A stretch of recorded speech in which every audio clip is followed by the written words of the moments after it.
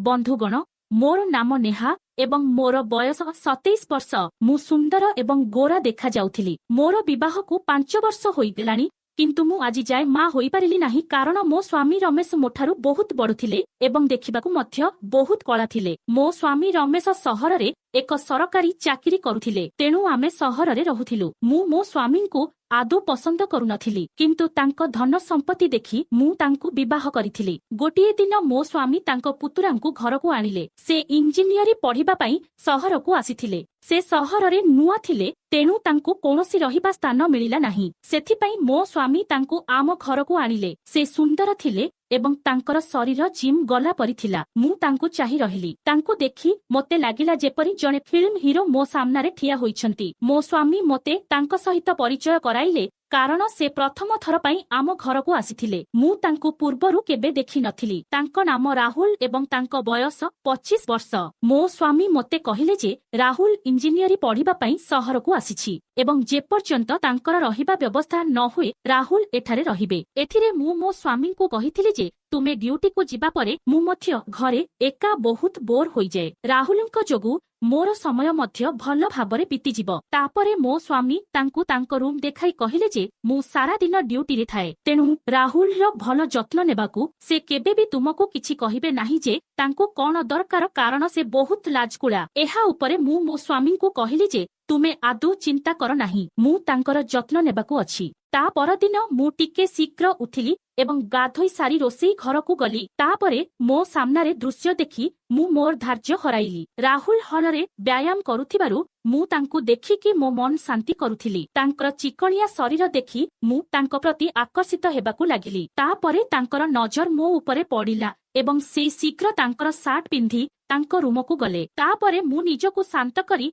रोसई घरकू जाई राहुल पई जलखिया प्रस्तुत कली। किछि समय परे मो स्वामी एवं राहुल उभय जलखिया खाइबाकू टेबुल रे बसिथिले किंतु राहुल मते देखिबाकू मध्य प्रस्तुत नथिले। मु अनुभव करिथिली जे से प्रथम देखारे मते देखि मो प्रेमरे पड़िजिबो कारण मु बहुत सुंदर थिली जेउ माने मध्य मो प्रेमरे सहजरे पड़ी परिबे। किंतु से मुंड तळकू करी नास्ता खाउथिले। तापरे मु तांकू पचारिली राहुल नास्ता की परी अछि। से लाजरे कहिले जे एहा भल। एहा कही से नास्ता सारी तुरंत तांको रूमकू गले। किछि समय परे मो स्वामी एवं राहुल उभय जिबाकू प्रस्तुत हेले। तापरे मु राहुल को कहिली राहुल तुमे प्रथम दिनरु ही कॉलेज जाउछ। तेणु से कहिले खुडी मोते मध्य मोर रहिबार व्यवस्था करिबाकू पड़िबो। एहा कही मो स्वामी एवं राहुल उभय घरु बाहरी गले। सेमाने जिबा परे सारा दिन मु केवल राहुल विषय रे चिंता करी चलिली। मोर ध्यान सारा दिन घंटा उपरे थिला। मु भाबुथिली केबे संध्या हेबो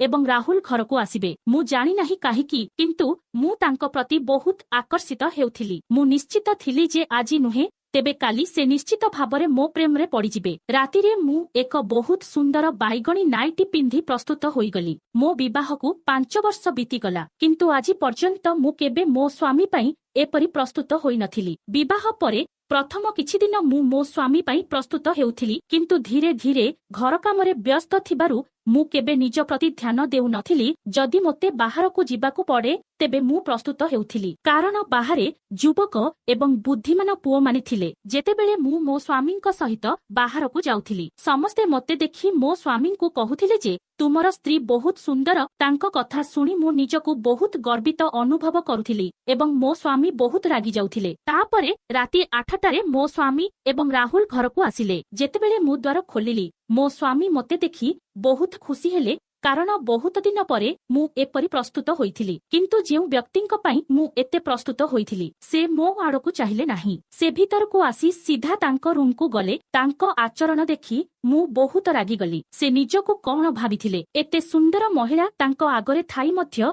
से एपरी किपरी व्यवहार करि परिबे। मु मनरे एहा भाबुथिली जेतेबेले मो स्वामी मो पाखको आसिले एवं कहिले नेहा तुमे आजी बहुत सुंदर देखा जाउछ। तुमे प्रतिदिन मो पई एपरी प्रस्तुत काहिकी हेउना हम। मु प्रतिदिन रातिरे कामरु क्लांत होई घरकू फेरे एवं तुमको एपरी देखि मोर समस्त क्रांति दूर होइजिबो। चालो मु आजी तुमको बुलिबाकू नेइजिबी। मोर स्वामी को देखिबाकू मध्य इच्छा हेउनथिला। मु मो स्वामी को कहिली जे मोर मुंड बहुत जंत्रणा हेउछि एवं मु एबे इच्छा करू नाही। मु एते दिन धरी तुमको अपेक्षा करिथिली एबे बहुत डेरी होई गलानी। ଆଉ ମୋତେ ମଧ୍ୟ ଖାଦ୍ୟ ରାନ୍ଧିବାକୁ ପଡ଼ିବ।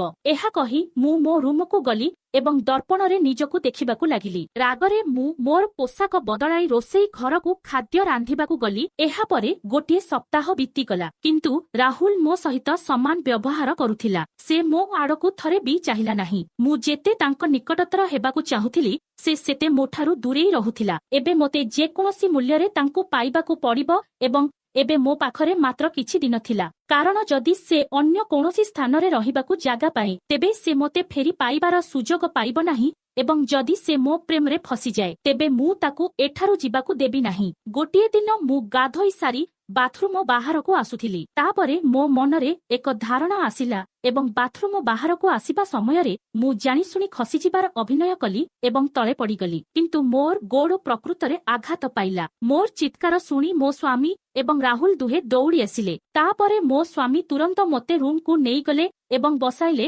ଏବଂ ଡାକ୍ତରଙ୍କୁ ଡାକିଲେ। କିଛି ସମୟ ପରେ ଡାକ୍ତର ଆସି କହିଲେ ଯେ ତାଙ୍କ ପାଦ ଫୁଲି ଯାଇଛି ଏବଂ ତାଙ୍କୁ 8-10 ଦିନ ପାଇଁ ତାଙ୍କ ପାଦ ମାଲିସ କରିବାକୁ ପଡ଼ିବ। ଏହା ଶୁଣି ମୋ ସ୍ୱାମୀ ବହୁତ ଚିନ୍ତିତ ହେବା ଆରମ୍ଭ କଲେ, କିନ୍ତୁ ମୁଁ ମୋ ଜୀବନ ବିଷୟରେ ଚିନ୍ତିତ ନଥିଲି। ମୋତେ କେବଳ ରାହୁଲଙ୍କୁ କୌଣସି ପ୍ରକାରେ ମୋ ଆଡ଼କୁ ଆକର୍ଷିତ କରିବାକୁ ପଡ଼ିଲା। ଡାକ୍ତର ଚାଲିଯିବା ପରେ ମୋ ସ୍ୱାମୀ ମୋତେ କହିଲେ ଯେ ଡାକ୍ତର ମୋତେ 8-10 ଦିନ ପାଇଁ ମୋ ପାଦ ମାଲିସ କରିବାକୁ କହିଛନ୍ତି ଏବଂ ମୁଁ ଏତେ ଦିନ ପାଇଁ ଛୁଟି ନେଇପାରିବି ନାହିଁ।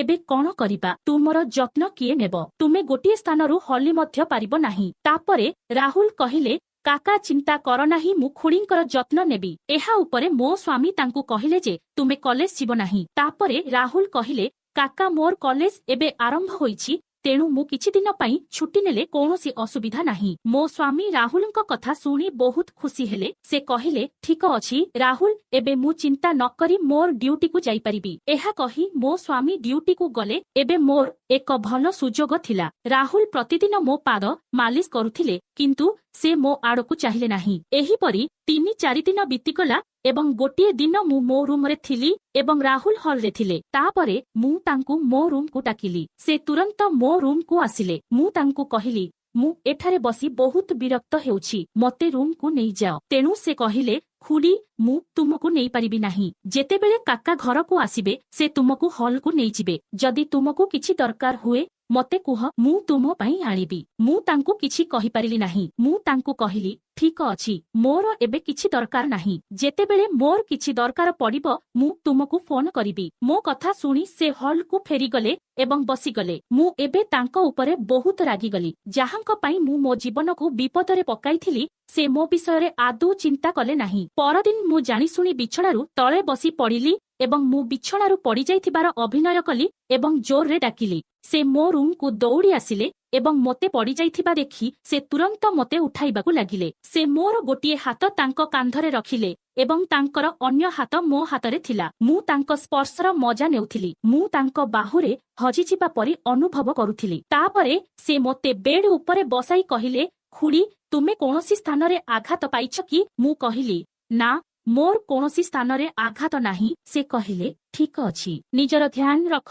ଏହା କହି ସେ ଚାଲିଗଲେ। ଏବେ ତାଙ୍କର ସ୍ପର୍ଶ ମୋତେ ବହୁତ ଅସ୍ଥିର କରିଦେଇଥିଲା। ମୁଁ ତାଙ୍କ ବିନା କିଛି ଭାବି ପାରୁନଥିଲି। ମୁଁ ପ୍ରତିଦିନ ପଡ଼ିଯିବାର ଅଭିନୟ କରିବାକୁ ଲାଗିଲି ଏବଂ ରାହୁଲ ମୋ ପାଖକୁ ଦୌଡ଼ି ଆସି ମୋତେ ଉଠାଇ ବିଛଣାରେ ବସାଉଥିଲେ। ଏହିପରି 8-10 ଦିନ ବିତିଗଲା ଏବଂ ତାପରେ ମୋ ସ୍ୱାମୀ ପୁଣି ଡାକ୍ତରଙ୍କୁ ଡାକିଲେ। ତାପରେ ଡାକ୍ତର କହିଲେ ଯେ ତାଙ୍କ ଗୋଡ଼ ଏବେ ଠିକ ଅଛି। ଏହା ଶୁଣି ମୋ ସ୍ୱାମୀ ବହୁତ ଖୁସି ହେଲେ, କିନ୍ତୁ ମୁଁ ଭାବିବାକୁ ଲାଗିଲି ଯେ ଏବେ ମୁଁ ରାହୁଲଙ୍କ ପାଖକୁ ଯିବାର ସୁଯୋଗ ପାଇବି ନାହିଁ। ସେଥିପାଇଁ ମୋର ମନୋଭାବ ବହୁତ ଚିଡ଼ଚିଡ଼ା ହୋଇଗଲା। ମୁଁ ସାରାଦିନ ଭାବୁଥିଲି ଯେ ମୁଁ କଣ କରିବି ଯାହାଦ୍ୱାରା ରାହୁଲ ମୋ ପ୍ରତି ଆକର୍ଷିତ ହୁଅନ୍ତି। ଥରେ ମୋ ସ୍ୱାମୀଙ୍କୁ ଡ୍ୟୁଟିରୁ ଘରକୁ ଯିବାକୁ ପଡ଼ିଲା। ତୁମେ ନିଜର ଯତ୍ନ ନେବ ଏବଂ ରାହୁଲ ଏଠାରେ ଅଛି, ତେଣୁ ତୁମର ଯାହା ଦରକାର ହେବ ତାକୁ କୁହ। ମୋ ସ୍ୱାମୀଙ୍କ କଥା ଶୁଣି ମୁଁ ବହୁତ ଖୁସି ହୋଇଥିଲି। ଏବେ ମୁଁ ରାହୁଲଙ୍କ ନିକଟତର ହେବାର ସୁଯୋଗ ପାଇଥିଲି। ଏବେ ମୁଁ ଭାବିଲି ଯେ ମୁଁ ମୋ ମନରେ ଯାହା ଅଛି ତାହା ରାହୁଲଙ୍କୁ କହିବି। ତାପରେ ମୋ ସ୍ୱାମୀ ରାହୁଲଙ୍କୁ କହିଲେ, ମୁଁ କିଛି ଦିନ ପାଇଁ ବାହାରକୁ ଯାଉଛି। ତୁମେ ଖୁଡ଼ୀଙ୍କ ଯତ୍ନ ନେବ ଏବଂ ତାଙ୍କର ଯାହା ଆବଶ୍ୟକ ତାହା ଦେବ। ତାଙ୍କ ଗୋଡ଼ ସୁସ୍ଥ ହୋଇଯାଇଥିବାରୁ ତାଙ୍କୁ ବାହାରକୁ ଯିବାକୁ ଦେବ ନାହିଁ। ଏଥିରେ ରାହୁଲ କହିଲେ, କାକା ଦୟାକରି ମୋତେ ଯଥାଶୀଘ୍ର କୌଣସି ସ୍ଥାନରେ ରହିବାର ବ୍ୟବସ୍ଥା କରନ୍ତୁ। ମୁଁ ଆଉ ଏଠାରେ ରହିବାକୁ ଚାହୁଁନାହିଁ। ଏହା ଉପରେ ମୋ ସ୍ୱାମୀ ତାଙ୍କୁ ପଚାରିଲେ କାହିଁକି କଣ ହେଲା? ତୁମକୁ ଏଠାରେ ଭଲ ଲାଗୁନାହିଁ କି? ରାହୁଲ ଏଥିରେ କିଛି କହିଲେ ନାହିଁ। ସେ କେବଳ କହିଲେ ମୁଁ କେତେଦିନ ତୁମ ଉପରେ ବୋଝ ହୋଇ ରହିବି। ମୋତେ କୌଣସି ଦିନ ଏଠାରୁ ଚାଲିଯିବାକୁ ପଡ଼ିବ। ଏହା ଉପରେ ମୋ ସ୍ୱାମୀ କହିଲେ ଠିକ ଅଛି, ମୁଁ ଫେରି ଆସି ତମର ବ୍ୟବସ୍ଥା କରିଦେବି। ତୁମେ ତୁମ ଖୁଡ଼ୀଙ୍କର ଯତ୍ନ ନିଅ। ମୁଁ ତାଙ୍କୁ ପୂର୍ବରୁ କେବେ ଏପରି ଏକା ଛାଡ଼ି ନାହିଁ, କିନ୍ତୁ ଏବେ ତୁମେ ଏଠାରେ ଅଛ, ତେଣୁ ମୋତେ ଚିନ୍ତା କରିବାର ଆବଶ୍ୟକତା ନାହିଁ। ଏହା ଉପରେ ରାହୁଲ କହିଲେ ହଁ ମୋ କାକା, ତୁମେ ନିଶ୍ଚିତ ହୋଇଯାଇପାର। ମୁଁ ଖୁଡ଼ୀଙ୍କ ଯତ୍ନ ନେବି। ରାହୁଲଙ୍କ କଥା ଶୁଣିବା ପରେ ମୋ ସ୍ୱାମୀ କାମ ପାଇଁ ବାହାରକୁ ଗଲେ। ରାହୁଲ ତାଙ୍କ ରୁମକୁ ଯାଉଥିଲେ ଯେତେବେଳେ ମୁଁ ତାଙ୍କୁ କହିଲି ମୁଁ ତୁମ ସହିତ କିଛି ଗୁରୁତ୍ୱପୂର୍ଣ୍ଣ କଥା ହେବାକୁ ଚାହୁଁଛି। ସେ କହିଲେ ମୋତେ କୁହ କଣ କଥା? କିନ୍ତୁ ସେ ମୋ ଆଡ଼କୁ ନ ଚାହିଁ କହୁଥିଲେ। ମୁଁ ରାହୁଲଙ୍କୁ କହିଲି ମୋତେ ଦେଖ, ମୋ ଭିତରେ କଣ ଅଭାବ ଅଛି। ମୁଁ ଦେଖିବାକୁ ବହୁତ ସୁନ୍ଦର ଏବଂ ପୂର୍ଣ୍ଣ ଶରୀର ଅଛି। ତୁମେ ଯାହା ଚାହୁଁଛ ମୁଁ ତୁମକୁ ଦେବାକୁ ପ୍ରସ୍ତୁତ। ତାହେଲେ ତୁମର ଅସୁବିଧା କଣ? ମୁଁ ତୁମକୁ ବହୁତ ଭଲ ପାଏ। ମୁଁ ତୁମକୁ ବହୁତ ପସନ୍ଦ କରେ। ମୁଁ ତୁମକୁ ବହୁତ ପସନ୍ଦ କରେ। ମୁଁ ତୁମ କାକାଙ୍କୁ ଆଦୌ ପସନ୍ଦ କରେ ନାହିଁ। ଯଦି ତୁମେ ପ୍ରସ୍ତୁତ, ମୁଁ ତୁମ କାକାଙ୍କୁ ଛାଡ଼ି ସବୁଦିନ ପାଇଁ ତୁମ ସହିତ ରହିବାକୁ ପ୍ରସ୍ତୁତ। ମୁଁ ତୁମ ସହିତ ଚାହୁଁଥିବା ଖୁସି ଚାହୁଁଛି। ରାହୁଲ, ମୁଁ ତୁମକୁ ବିବାହ କରିବାକୁ ଚାହୁଁଛି। ମୋର ବହୁତ ଟଙ୍କା ଅଛି। ମୁଁ ତୁମକୁ କୌଣସି ଜିନିଷର ଅଭାବ ହେବାକୁ ଦେବି ନାହିଁ। ସେ କହିଲା ଖୁଲି, ମୁଁ ମୋ କାକାଙ୍କୁ ବହୁତ ସମ୍ମାନ କରେ ଏବଂ ମୁଁ ତାଙ୍କୁ ବିଶ୍ୱାସଘାତକତା କରିପାରିବି ନାହିଁ। କାକା ତୁମକୁ ବହୁତ ଭଲ ପାଆନ୍ତି, କିନ୍ତୁ ତୁମେ ତାଙ୍କ ପ୍ରେମକୁ ଆଦୌ ମୂଲ୍ୟ ଦେଉନାହ। ଆଜି ଟଙ୍କା ଅଛି, କାଲି ତାହା ରହିବ ନାହିଁ, କିନ୍ତୁ ପ୍ରକୃତ ପ୍ରେମ ବାରମ୍ବାର ମିଳେ ନାହିଁ। ଯଦି ତୁମେ ମୋ ସହିତ ଏପରି କିଛି କର ତେବେ ସାବଧାନ ରୁହ। ଏହା କହି ରାହୁଲ ତାଙ୍କ ରୁମକୁ ଯାଇ କବାଟ ବନ୍ଦ କରିଦେଲେ। ମୁଁ ରାହୁଲଙ୍କ କଥାରେ ରାଗି ନଥିଲି, କିନ୍ତୁ ସେ ମୋ ସୌନ୍ଦର୍ଯ୍ୟକୁ ଆଦୌ ପ୍ରଶଂସା କଲେ ନାହିଁ। ମୁଁ ଏଥିରେ ରାଗିଗଲି। ଏବେ ରାତି ହୋଇଗଲା। ମୁଁ ଶୋଇପାରିଲି ନାହିଁ। ରାତି 2 ବାଜିଗଲା। ମୁଁ ରାହୁଲଙ୍କ ରୁମକୁ ଯାଇ ଦେଖିଲି ଯେ ରାହୁଲ ଶୋଇଛନ୍ତି। କୋଠରୀରେ ଚାରିପାଖେ ଅନ୍ଧାର ଥିଲା। ମୁଁ କୌଣସି ଶବ୍ଦ ନ କରି ତାଙ୍କ ପାଖକୁ ଯାଇ ବିଛଣାରେ ଶୋଇଗଲି। ମୁଁ ରାହୁଲଙ୍କୁ କୁଣ୍ଢାଇବାକୁ ଯାଉଥିଲି, ହଠାତ୍ କେହି ଜଣେ ରୁମର ଲାଇଟ୍ ଜଳାଇ ଦେଲେ। ମୁଁ ଭୟରେ ଉଠିଲି ଏବଂ ଦେଖିଲି ରାହୁଲ ମୋ ସାମ୍ନାରେ ଠିଆ ହୋଇଛନ୍ତି। ତାଙ୍କୁ ଦେଖି ମୋ ପାଦ ତଳୁ ମାଟି ଖସିଗଲା, କାରଣ ସେ ବାହାରେ ଥିଲେ। ତାପରେ ତାଙ୍କ ସ୍ଥାନରେ କିଏ ଶୋଇଥିଲେ? ମୋର ଝାଳ ବାହାରିବାକୁ ଲାଗିଲା ଏବଂ ମୋର ଶରୀର ଭୟରେ ଥରିବାକୁ ଲାଗିଲା। ମୁଁ ପଛକୁ ଫେରି ଦେଖିଲି ଯେ ମୋ ସ୍ୱାମୀ ରମେଶ ରାହୁଲଙ୍କ ସ୍ଥାନରେ ଶୋଇଛନ୍ତି। ମୁଁ ମୋ ସ୍ୱାମୀଙ୍କୁ କହିଲି ଯେ ତୁମେ ତ ବାହାରକୁ ଚାଲିଯାଇଥିଲ, ଏଠାରେ କେମିତି? ତାପରେ ସେ ମୋତେ ଚାପୁଡ଼ା ମାରି କହିଲେ ଯେ ପ୍ରକୃତରେ ରାହୁଲ ଗତ କିଛି ଦିନ ଧରି ମୋତେ କହୁଥିଲେ ଯେ ସେ ଏଠାରେ ରହିବାକୁ ଚାହୁଁନାହିଁ, କିନ୍ତୁ ସେ ଅସହାୟ ଥିଲା କାରଣ ତାକୁ ରହିବା ପାଇଁ ଭଲ କୋଠରୀ ମିଳୁନଥିଲା। ତୁମର ଏହିସବୁ କାର୍ଯ୍ୟରୁ ମୁକ୍ତି ପାଇଁ ସେ ମୋତେ ସବୁକିଛି ସତ କହିଥିଲା, କିନ୍ତୁ ମୁଁ ତାଙ୍କ କଥାରେ ବିଶ୍ୱାସ କରିପାରୁନଥିଲି। ବିପରୀତରେ ମୁଁ କେବଳ ତୁମ ପାଇଁ ତାଙ୍କୁ ଖରାପ କଥା କହୁଥିଲି, କାରଣ ମୁଁ ଭାବୁଥିଲି ଯେ ମୋ ସ୍ତ୍ରୀ ବହୁତ ଭଲ। ସେ କେବଳ ମୋତେ ଭଲ ପାଏ, କିନ୍ତୁ ଏହା ମୋର ବଡ଼ ଭୁଲ ଥିଲା। କିନ୍ତୁ ସେ ମୋତେ ବାରମ୍ବାର କହୁଥିଲେ କାକା, ମୋ ଉପରେ ବିଶ୍ୱାସ କର, ନଚେତ୍ ଗୋଟିଏ ଦିନ ଖୁଡ଼ୀ ତୁମକୁ ମାରିଦେବେ। ଯେତେବେଳେ ଆଜି ମୁଁ ନିଜ ଆଖିରେ ଦେଖିଲି ମୋତେ ବିଶ୍ୱାସ ହୋଇଗଲା ଯେ ସେ ଠିକ କହୁଥିଲା। ମୋତେ ଆଉ ତୁମର ଆବଶ୍ୟକତା ନାହିଁ। ତୁମ ସହିତ ରହିବା ଅପେକ୍ଷା କୌଣସି ଗରିବ ମହିଳାଙ୍କ ସହିତ ସୁଖୀ ଜୀବନ ବଞ୍ଚିବା ଭଲ।